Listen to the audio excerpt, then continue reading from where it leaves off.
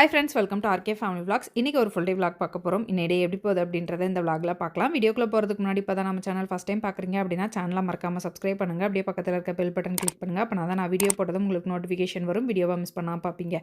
வாங்க இப்போ விளாகை கண்டினியூ பண்ணலாம்.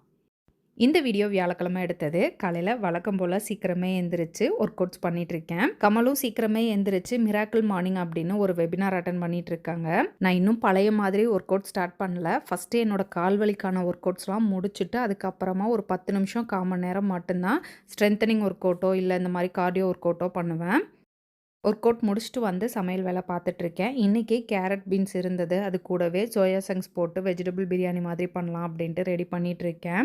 குக்கரில் எண்ணெயும் நெய்யும் ஆட் பண்ணிவிட்டு நல்லா காஞ்சதும் காரத்துக்கேற்ப பச்சை மிளகா, ஒரு பெரிய வெங்காயம், புதினா போட்டு நல்லா வதங்கினதுக்கப்புறம் இஞ்சி பூண்டு பேஸ்ட்டு 1 ஸ்பூன் அளவுக்கு ஆட் பண்ணிவிட்டு அதிகமாக இருக்க நல்லா வதக்கி விட்டுறலாம். நல்லா வதங்கினதுக்கப்புறம் குட்டியாக ஒரு தக்காளி போட்டு வதக்கிட்டு வெஜிடபிள்ஸ்லாம் போட்டுட்டு பிரியாணி மசாலா 1 ஸ்பூன் மட்டும் ஆட் பண்ணியிருக்கேன். கடை ஸ்டைலில் மட்டன் பிரியாணி வீடியோ போட்டிருந்ததை பார்த்துட்டு பிரியாணி மசாலா அவைலபிளாக இருக்கா அப்படின்னு நிறைய பேர் கேட்டிருந்தாங்க. இந்த பிரியாணி மசாலா இப்போ ராஜேஷ் கிச்சனில் அவைலபிளாக இருக்குது. எல்லாத்தையும் நல்லா வதக்கிட்டு தண்ணி ஊற்றிட்டு அரிசியை போட்டுட்டு கடைசியாக கொஞ்சமாக கொத்தமல்லி தழை தூவிட்டு குக்கரை மூடி வச்சு 2 விசில் விட்டு எடுத்தோம் அப்படின்னம்னா பிரியாணி ரெடி ஆயிரும். இன்றைக்கி சீரக சம்பா அரிசி தான் நான் யூஸ் பண்ணேன். கமல் வெபினாரை முடிச்சுட்டு அப்படியே இன்றைக்கி செவ்வாய்க்கிழமை அப்படின்றனால பிஎன்ஐ மீட்டிங் கிளம்பிட்டாங்க.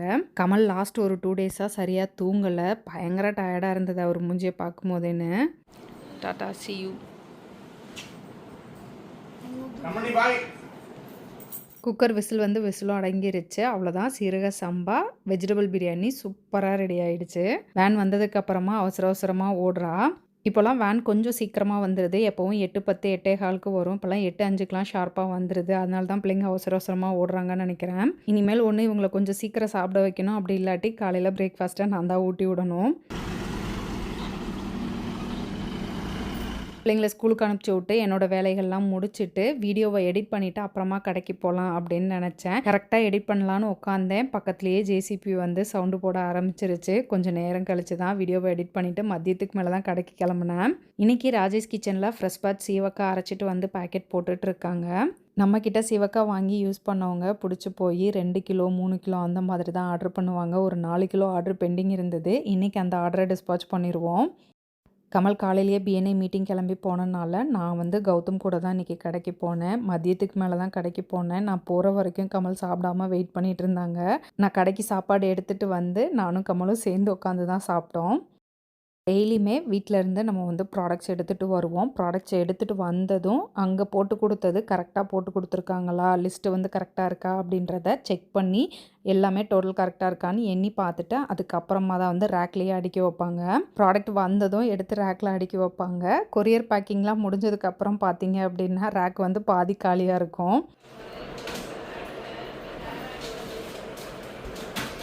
நம்ம தலையை விரிச்சு போட்டு வந்திருக்க ஸ்விம்மிங்கா? ஸ்விம்மிங் பேக் வச்சுட்டு வந்துட்டியா?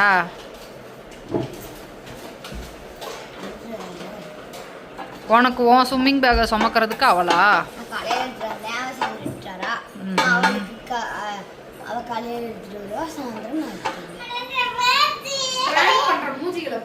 சிரிச்சுக்கிட்டே பிராங்க் பண்ணுதுங்க. போன் உடைஞ்சிச்சுன்றத சிரிச்சுக்கிட்டே சொல்லுவாங்க.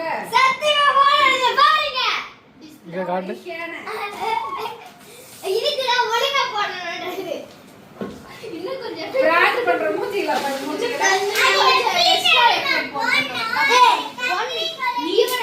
நீ அவ்வளோ வேகமா வந்து சொல்லும் போதே நினைச்சேன் அப்போ போன் உடஞ்சா கவலை இல்லையான்னு நீ கேட்கும் போதே எனக்கு டவுட் வந்துருச்சு.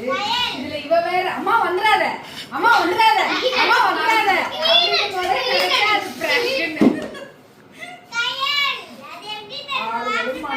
கையில் என்ன ஒரு ப்ராங்க் பண்ணால் ஆஃபீஸ் மொபைலில் சுகன்யா ஆண்டி கீழே போட்டு உடச்சிட்டாங்க, டிஸ்பிளே போயிடுச்சு அப்படின்னு சொன்னால் நான் அதை நம்பவே இல்லை. ஆஃபீஸ் மொபைல் உடஞ்சிருச்சுன்னு சொல்கிறேன், உனக்கு கவலையே இல்லையா அப்படின்னு கேட்டால் அப்போயே எனக்கு டவுட் வந்துருச்சு. அடுத்த தடவை ப்ராங்க் பண்ணுறதுக்கு இன்னும் நல்லா கொஞ்சம் ட்ரைனிங் எடுத்துக்கோ பாப்பா அப்படின்னு சொன்னேன். பிள்ளைங்களுக்கு எக்ஸாம் ஸ்டார்ட் ஆக போகுது அப்படின்றனால வந்தோடனே படிங்க அப்படின்னு கொஞ்சம் நேரம் மட்டும் டிவி பார்க்குறோம் அப்படின்னு சொல்லிட்டு பார்த்துட்டு அப்படியே படிக்க உட்காந்துட்டாங்க. எக்ஸாம் ஸ்டார்ட் ஆகிறனால ஷட்டில் கிளாஸ்க்கும் போகல அவங்க. நான் கடையில் இருக்கேன் அப்படின்னா அக்கா டெய்லி கடைக்கு வருவாங்க. அக்கா வந்துட்டு கிளம்பிட்டாங்க. பிள்ளைங்க 8 மணி வரைக்கும் படிச்சுட்டு அப்படியே கிளம்பிட்டோம். கிளம்புங்க பாப்பா அப்படின்னோடனே வீட்டுக்குன்னு நினச்சாங்க. நேராக கடைக்கு கூட்டிகிட்டு வந்தோம். எதுக்குமா கடைக்கு வந்திருக்கோம் அப்படின்னு கேட்டாங்க. சாப்பிட்றதுக்கு தான் பாப்பா அப்படின்னு சொல்லி கூப்பிட்டு வந்தேன்.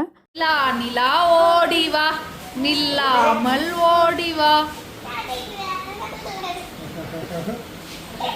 ஆக்சுவலாக இன்றைக்கி எதுக்காக கடைக்கு வந்தோன்னு பார்த்தீங்கன்னா, மணிக்கு பெண் குழந்தை பிறந்து 6 மாதம் ஆச்சு. அவளுக்கு ஹாஃப் பர்த்டே செலிப்ரேட் பண்ணுறதுக்காக வந்திருக்கோம். மணி பொண்ணு பேர் நிலா. நிலா குட்டிக்கு ஒன்றுமே புரியல. கேக்கை கையில் கொடுங்க அள்ளி சாப்பிட்றேன் அப்படின்ற மைண்ட் செட்டில் தான் அவள் பார்த்துட்டு இருந்தா.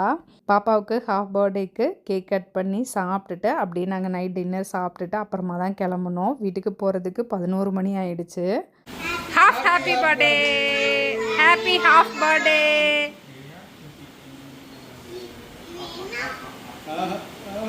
வேணாம். கேக் கட்டிங்லாம் முடிச்சுட்டு சாப்பிட்டுட்டு கிளம்பிட்டோம். நாங்கள் கடையிலேருந்து கிளம்புறதுக்கே 10:30க்கு மேலே ஆயிடுச்சு. லாஸ்ட் ஒரு 1 வீக்காக நைட்டு 10-10:30க்குள்ளே தூங்கி பழகிட்டேன். 10:30 அப்படின்னும் போது எனக்கு அப்படியே ஒரே கொட்டாவியாக வந்துச்சு. எப்படா வீட்டுக்கு போவோன்ற மாதிரி ஆயிடுச்சு. வீட்டுக்கு போனதும் ட்ரெஸ் சேஞ்ச் பண்ணிவிட்டு ஃப்ளாட் ஆயாச்சு. நைட்டு தூங்கும் போது ஒரு யோசனை இருந்தது. லேட்டாக தூங்குகிறோம், காலையில் எந்திரிக்க முடியுமா அப்படின்னு ஒரு டவுட் இருந்தது. அதே மாதிரியே காலையில் என்னால் எந்திரிக்க முடியல. ஒரு மாதிரி ரொம்ப டயர்டாக இருந்தது. சீக்கிரம் எந்திரிக்கிறது நல்லது தான். அதுக்காக நம்ம ரொம்ப ஃபோர்ஸ் பண்ணியும் எந்திரிக்கக்கூடாது. உடம்புக்கு தேவையான ரெஸ்ட்டும் கொடுக்கணும். காலையில் ஒரு 5:45 போல் தான் எந்திரிச்சு சமையல் வேலையை பார்த்துட்ருக்கேன். இன்றைக்கி கொத்தமல்லி வீட்டில் நிறைய இருந்தது. அதை வச்சு தொக்கு பண்ணலாம் அப்படின்னு சொல்லிட்டு அதுக்கு தான் ரெடி பண்ணிகிட்ருக்கேன். பெருங்கடாயில் சின்ன ஸ்பூனில் 1 ஸ்பூன் கடுகு, 1 ஸ்பூன் வெந்தயம், 1 பிஞ்ச் அளவுக்கு சீரகம், மல்லி போட்டிருக்கேன். இதை நல்லா வாசம் வர வரைக்கும் வறுத்துக்கணும். வெந்தயம் கலர் லைட்டாக சேஞ்ச் ஆகணும். கடுகு நல்லா பொரிஞ்சு வரணும். அந்த மாதிரி நம்ம வறுத்து எடுத்துக்கலாம். இந்த மாதிரி வெந்தயம் கலர் சேஞ்ச் ஆகி கடுகு நல்லா பொரிஞ்சதுக்கப்புறம் அடுப்பை ஆஃப் பண்ணிட்டு இதை வேற ஒரு பிளேட்டுக்கு மாற்றி வச்சிடலாம். அதே கடாயில் கொஞ்சமாக நல்லெண்ணெய் ஆட் பண்ணிவிட்டு நம்ம க்ளீன் பண்ணி வச்சுருக்க கொத்தமல்லி இது கூட ஆட் பண்ணிக்கலாம். 2 கையளவுக்கு கொத்தமல்லி எடுத்து வச்சுருக்கேன். அதை போட்டு நல்லா வதக்கி எடுத்துக்கலாம். கொத்தமல்லி சட்னியாக பண்ணோம் அப்படின்னம்னா நம்ம இட்லி தோசைக்கு யூஸ் பண்ணிக்கலாம். தொக்கா பண்ணிட்டோம் அப்படின்னம்னா சாதம், சப்பாத்தி, இட்லி, தோசை அப்படின்னு எல்லாத்துக்குமே யூஸ் பண்ணிக்கலாம் அப்படின்னு சொல்லிட்டு தொக்கா ரெடி பண்ணுறேன். கொத்தமல்லி நல்லா வதங்கி சுருங்குற அளவுக்கு வதக்கி எடுத்துக்கலாம். இப்போ பார்த்தீங்கன்னா கொத்தமல்லி நல்லா வதங்கிருச்சு. அடுப்பை ஆஃப் பண்ணிட்டு இதை வேறு பிளேட்டுக்கு மாற்றிட்டு நல்லா ஆறுனதுக்கப்புறம் அரைச்சி எடுத்துக்கலாம். இப்போ ஒரு மிக்ஸி ஜாரில் நம்ம ஃபஸ்ட்டு வறுத்து வச்சுருக்க கடுகு, வெந்தயத்தை போட்டு இதை பவுட்ரு பண்ணி எடுத்துக்கலாம். நம்ம அரைச்சி வச்சுருக்க பொடியை வேற ஒரு பாத்திரத்துக்கு மாற்றி வச்சுட்டு இதே மிக்ஸி ஜாரில் நம்ம வதக்கி வச்சுருக்க கொத்தமல்லி ஆட் பண்ணிக்கலாம். இது கூடவே கொஞ்சமாக புளி தண்ணியில் ஊற வச்சுருக்கேன். அந்த புளியை ஆட் பண்ணிக்கலாம். காரத்துக்கு ஏற்ப தனி மிளகாத்தூள் ஆட் பண்ணிக்கிறேன். தனி மிளகாத்தூள் வேணான்னு நினச்சிங்க அப்படின்னா வரமிளகாவே ஒரு 7-8 வரமிளகா நல்லா எண்ணெயில் வதக்கி ஆட் பண்ணிக்கலாம். இது கூடவே கொஞ்சமாக பெருங்காயத்தூள் ஆட் பண்ணிக்கலாம். கடைசியாக கொஞ்சமாக வெல்லம் ஆட் பண்ணிக்கலாம். அப்படி இல்லாட்டி நாட்டு சக்கரை கூட ஆட் பண்ணிக்கலாம். நான் இன்றைக்கி நாட்டு சக்கரை ஆட் பண்ணியிருக்கேன். தண்ணியே ஊற்றாமல் அரைச்சோம்னா ரொம்ப நாளைக்கு வரும். தண்ணி ஊற்றி அரைச்சிங்கன்னா 2 நாளில் காலி பண்ணுற மாதிரி இருக்கும். இந்த மாதிரி அரைச்சி எடுத்துக்கோங்க. நான் ரொம்ப குறனும் இல்லை, ரொம்ப நைஸாகவும் இல்லை, ஓரளவுக்கு அரைச்சி எடுத்திருக்கேன். இப்போது அதே கடையில் கொஞ்சம் தாராளமாக நல்லெண்ணெய் ஆட் பண்ணிவிட்டு கடுகு, கருவேப்பிலை போட்டு ஃபஸ்ட்டு தாளிச்சிக்கலாம். இப்போ நம்ம அரைச்சி வச்சுருக்க கொத்தமல்லி பேஸ்ட்டை உள்ளே ஆட் பண்ணிக்கலாம். ரொம்ப நாள் வச்சு சாப்பிட்ணுன்னு நினச்சிங்கன்னா தண்ணி எதுவும் ஊற்றாமல் ப்ரிப்பேர் பண்ணுறது நல்லது. இல்லை 2 நாளில் காலி பண்ணிடுவேன் அப்படின்னா கொஞ்சமாக நம்ம மிக்ஸி ஜாரை அலசி தண்ணி ஆட் பண்ணிக்கலாம். ஒன்ஸ் நல்லா வதக்கிட்டு தேவையான அளவு உப்பை ஆட் பண்ணிக்கலாம். கொத்தமல்லியில் சட்னி செய்கிறத விட ஒரு டைம் இந்த மாதிரி தொக்கு செஞ்சு பாருங்கள். அவ்வளோ டேஸ்ட்டாக இருக்கும், அல்டிமேட்டாக இருக்கும். இட்லி, தோசை, சப்பாத்தி அதுவும் சுட சுட சாதத்தில் பரட்டி சாப்பிட்டோம்னா அவ்வளோ டேஸ்ட்டாக இருக்கும். நான் இன்றைக்கே காலி பண்ணிடுவேன் அப்படின்றனால கொஞ்சமாக மிக்சியில் தண்ணியை ஆட் பண்ணி நல்லா அலசி இது கூட ஆட் பண்ணியிருக்கேன். எண்ணெய் நல்லா பிரிஞ்சு வர்ற வரைக்கும் இதை நல்லா வதக்கி எடுத்துக்கலாம். இந்த தொக்கு செய்கிறதுக்கு வெங்காயம், தக்காளின்னு எதுவுமே தேவையில்லை. கொத்தமல்லி மட்டும் இருந்தாலே போதும். அவ்வளோ சூப்பராக நம்ம ரெடி பண்ணிடலாம். இப்போ பார்த்திங்கன்னா நம்ம ஊற்றின தண்ணியெல்லாம் வற்றி எண்ணெய் பிரிஞ்சு வர ஆரம்பிச்சிருச்சு. இந்த ஸ்டேஜில் நம்ம பொடி பண்ணி வச்சுருக்க பொடி இது கூட ஆட் பண்ணிக்கலாம். எல்லாத்தையும் ஆட் பண்ணணும்னு அவசியம் இல்லை. தொக்கு எந்த அளவுக்கு இருக்கோ அதுக்கு தகுந்த மாதிரி நம்ம ஆட் பண்ணிக்கலாம். டேஸ்ட் பார்த்துட்டு கூட நம்ம வேணும்னா இன்னும் கொஞ்சம் ஆட் பண்ணிக்கலாம். அதையும் ஆட் பண்ணிவிட்டு நல்லா வதக்கிட்டு திரும்ப ஒரு எண்ணெய் பிரிஞ்சு வர வரைக்கும் வதக்கி எடுத்தோம்னா சூப்பராக இருக்கும். இப்போ தொக்கு பார்த்திங்கன்னா அல்வா மாதிரி நல்லா திரண்டு வந்துருச்சு. இப்போ அடுப்பை ஆஃப் பண்ணிடலாம். அவ்வளோதான், கொத்தமல்லி தொக்கு சூப்பராக ரெடி ஆயிடுச்சு. கண்டிப்பாக ட்ரை பண்ணி பாருங்கள். பிள்ளைங்க எந்திரிச்சு வரதுக்கு முன்னாடியே சமையல் வேலை எல்லாத்தையுமே முடிச்சுட்டேன். எந்திரிச்சு வந்ததும் மால் தாத்தி கொடுத்தேன். குளிச்சுட்டு ரெடியாகி வந்துட்டாங்க.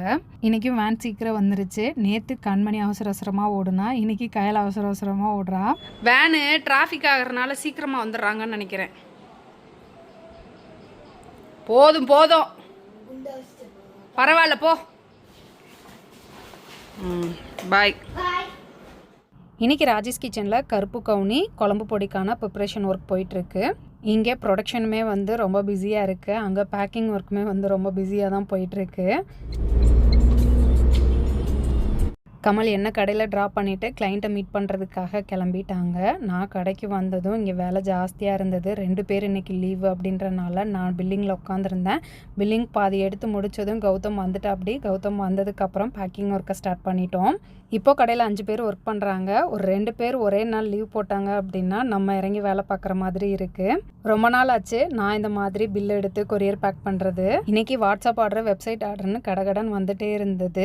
நம்ம இன்னொருத்தர் வந்ததுக்கப்புறம் பேக் பண்ணணும் அப்படின்னம்னா ரொம்ப லேட் ஆகும். ஈவினிங்குள்ளே நம்மளால் எல்லா ஆர்டர்ஸையும் பேக் பண்ண முடியாது அப்படின்றனால நான் போனதுமே வேலையை ஸ்டார்ட் பண்ணிட்டோம். இப்போ கொரியர் பேக்கிங்கில் கொஞ்சம் மாடிஃபிகேஷன் பண்ணியிருக்கோம். ஏன்னா ஒருத்தர் தான் பேக் பண்ணிகிட்டு இருந்தாங்க. இப்போ வந்து 2 பேர் சேர்ந்து பேக் பண்ணணும். ஒருத்தர் வந்து ஆர்டரை பார்த்து என்ன ஆர்டர் பண்ணியிருக்காங்க அப்படின்றத எடுத்து வைப்பாங்க. அவங்க எடுத்து வச்சிருக்கிறது கரெக்டாக தான் எடுத்து வச்சுருக்காங்களா அப்படின்றத வெரிஃபை பண்ணிவிட்டு இன்னொருத்தர் வந்து கொரியர் பேக் பண்ணுவாங்க. இந்த மாதிரி டபுள் வெரிஃபை பண்ணி நம்ம கொரியர் பேக் பண்ணும்போது ஆர்டர் வந்து மிஸ் ஆகாமல் போகுது. பேக்கிங்க்கு இன்னொருத்தர் வந்ததுமே நான் போய் என்னோட ஒர்க்கை பார்க்க ஆரம்பிச்சிட்டேன். ராஜேஷ் கிச்சன் வரவு செலவு கணக்கெலாம் எழுதி வச்சுட்டு இருந்தேன். பிள்ளைங்க ஸ்கூல்லேருந்து வந்ததும் ஷட்டில் கிளாஸ்லாம் போகலை, கடையிலேயே உட்கார வச்சு படிக்க வச்சேன். நான் எக்ஸாம் ஸ்டார்ட் ஆயிடுச்சு அப்படின்றனால கடையில் படிக்க வச்சுட்டு அப்புறமா வீட்டுக்கு கிளம்பிட்டோம். அவ்வளோதான், இந்த விளாக் இதோட முடிஞ்சது. இந்த வீடியோ உங்களுக்கு பிடிச்சிருக்கும் நம்புறேன். பிடிச்சிருந்தா லைக் பண்ணுங்கள், மறக்காமல் சேனலை சப்ஸ்கிரைப் பண்ணுங்கள். அடுத்த வீடியோவில் பார்க்கலாம். அது வரைக்கும் பாய்.